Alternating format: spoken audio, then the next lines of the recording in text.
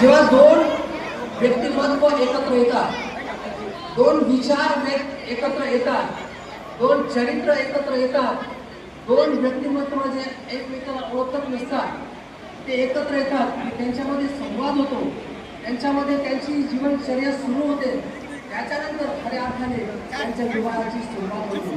म्हणून पेत्राने सांगितलं की स्त्रियांनो, तुम्ही आपापल्या पत्नीच्या अधीन असा.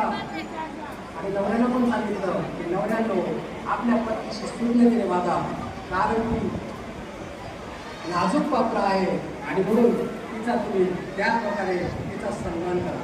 म्हणजे पवित्र शास्त्र मला सांगतं, पतीने पत्नीचा सन्मान केला पाहिजे आणि पत्नीने पतीचा सन्मान केला पाहिजे. एक पुस्तक वाचलं, जवळजवळ 1975 सालचं ते पुस्तक होतं आणि डॉक्टर स्ट्रॉस यांनी ते पुस्तक लिहिलं.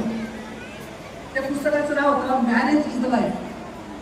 मॅरेज इज द लाईफ आणि त्याचं मराठीत असं होतं प्रीतीचा विवाह. आणि ते पुस्तक कोणाविषयी लिहिलं होतं तर आमचे सन्मान्य डी चॅप्टर साहेब आणि सन्मान्य रोडोजी पावलेला सन्मान्य यमुताई यांच्या जीवनावर आधारित ते पुस्तक होतं. आणि त्यांनी एक वाक्य लिहिलं ते फार सुंदर होतं, मी तुम्हाला सांगतो. त्यांनी अशा प्रकारे सांगितलं, D and Yamuna are a fine example of marriage is for life. तर उदाहरण आहे विवाहासाठी की वैवाहिक कुटुंब कसं